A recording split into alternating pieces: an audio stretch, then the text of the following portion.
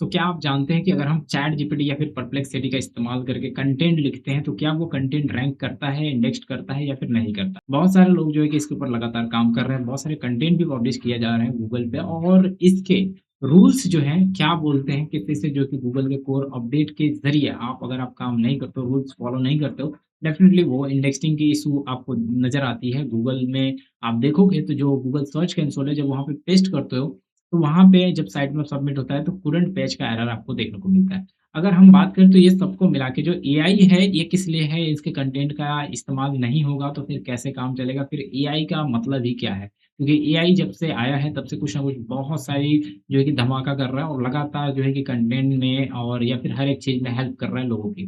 तो यहाँ पे अगर आप जो है कि चैट जीपीटी यूज़ करते हो, परप्लेक्सिटी यूज़ करते हो या फिर कौन-सा भी आप टूल्स यूज़ करते हो, जैसे कि हमने यहाँ पे परप्लेक्सिटी का इस्तेमाल करके एक टूल बनाया था, आई लव पीडीएफ का हमने क्लोन बनाया था, जो कि यहाँ पे मैं आपको दिखा देता हूँ। तो जो भी चीज़ें आप बनाते हो, एक प्रोफ़ेशनल वेबसाइट जब डिज़ाइन करते हो, तो यहाँ पे उसका क्या हम यूज़ करेंगे तो क्या हमें कॉपीराइट आएगा या फिर उसका कोई इश्यू होगा या फिर कोई दिक्कत होगी, ये सब जानना बहुत इम्पोर्टेंट है।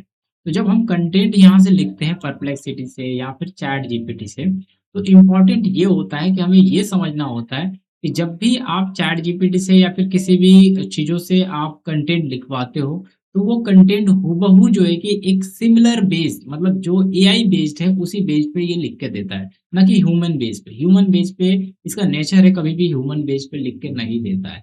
कई बार इसमें देखा गया है कि जो इसकी प्रो लेवल की चैट जीपीटी प्रो है, उसमें कई बार देखा गया है कि ये आपको अच्छी तरीके से मतलब कंटेंट थोड़ा ह्यूमन बेस्ड बना के देता है। लेकिन उसमें भी खामियाँ नज़र आती है, कहीं न कहीं उसको कोई एक्सपर्ट अगर उसको रीड करेगा, पढ़ेगा, तो डेफ़िनेटली ये पता कर पाएगा कि ये चैट जीपीटी या फिर जो है कि कोई एआई टूल से लिखी हुई कंटेंट है। अब यहाँ पे गूगल क्या करता है, उसकी उसकी एल्गोरिथम क्या करती है कि आपकी जितनी सारी चीज़ें हैं, जितने भी आपने कंटेंट दे रखा है चैट जीपीटी के ज़रिए, वो उसको आइडेंटिफ़ाई कर लेता है, ट्रैक कर लेता है और जो है कि लाइक अगर हम बात करें जेमिनी 3 से भी अगर कंटेंट लिखते हो, तो वो भी ट्रैक कर लेता है और वो पता लगा लेता है उसका जो रोबोट.टीएक्सटी है या फिर उसका जो बोट सिस्टम है, वो पता लगा देता है कि आपने चैट जीपीटी से ही या फिर आपने डीपसीक या फिर आपने किसी न किसी एआई टूल की मदद से ये कंटेंट लिखे हैं। तो वो कहीं न कहीं इंडेक्सिंग को लेके ब्लॉक करता है, इंडेक्सिंग ब्लॉक करता है, रैंकिंग ब्लॉक करता है और वो यूज़र फ्रेंडली है। अगर यूज़र फ्रेंडली यानी कि यूज़र्स को ज़्यादा पसंद आ रहा है, यूज़र्स में एक जैसे अपनी जगह बना पा रहा है, ऐसे बहुत सारे वीडियो भी चल रहे हैं यूट्यूब पे जो एआई से रिलेटेड हैं और लोग पसंद कर रहे हैं, उसे खूब पसंद कर रहे हैं। इसके लिए वो बहुत ज़्यादा चलता है और बहुत ज़्यादा चलेगा भी वो, उसको ब्लॉक नहीं करता है, आगे जाने देता है यहाँ पे अगर हम बात करें गूगल। तो यहाँ पे इसकी एल्गोरिथम इसी तरह से काम कर रही है, आपको भी समझना होगा। आप जब कंटेंट लिखते हो तो सेम कंटेंट कॉपी और पेस्ट नहीं करना है अपनी वेबसाइट के ऊपर, ना ही पब्लिश करना है। आप अपने कंटेंट को लिखने के बाद आप उसके अंदर मॉडिफिकेशन करना बहुत ज़रूरी है। 80% जो कंटेंट है आप कोशिश करिएगा 60% कंटेंट गूगल का हो और 40% कंटेंट आप मिक्स अप कर पाओ। अपने लैंग्वेज का, अपनी भाषा का, आप अपना बोलने का तरीका है, सबका एक बोलने का लैंग्वेज होता है, एक तरीका होता है। उस तरीकों को आप उसमें मिक्स अप कर दो, जिससे कि आप उसको पब्लिश करोगे डेफ़िनेटली वो रैंक करता हुआ नज़र आएगा। जो भी कीवर्ड पे आप आर्टिकल लिखोगे, जो कीवर्ड रिसर्च करोगे, उसके ऊपर वो काम करेगा। लेकिन आज के समय में मैं आपको बोलूँ जनरेटिव एआई के कीवर्ड्स के अकॉर्डिंग आपको चलना होगा।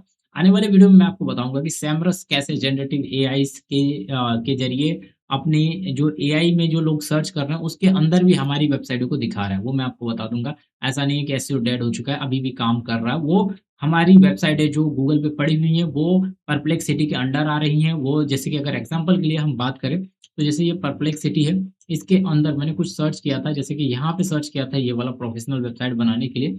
अब इसके सोर्स कहाँ-कहाँ से हैं, ये जैसे कि यहाँ पे सोर्स के ऊपर क्लिक करूँ ना, बात करूँ यहाँ पे, तो ये देखिए सोर्स कहाँ-कहाँ से, ये कौन-कौन सी वेबसाइटों से इसने थोड़ा-थोड़ा डाटा उस इसने उठाया था, ये सब कुछ यहाँ पे मेंशन कर दे रहा है। दिख रहा होगा आपको? यानी कि ये वेबसाइटों पे मैं क्लिक करूँगा तो इस वेबसाइट के ऊपर चले जाऊँगा। देखो इस वेबसाइट से थोड़ा बहुत डाटा इसने लिया था, यानी कि इनडायरेक्टली इस वेबसाइट को थोड़ी बहुत ट्रैफिक मिल गई। वैसे ही इस वेबसाइट को देखो यहाँ पे जा सकता हूँ, इस वेबसाइट से थोड़ा-सा डाटा इसने एनालाइज़ करके उठाया था और यहाँ से भी इस वेबसाइट को भी ट्रैफिक मिल गई।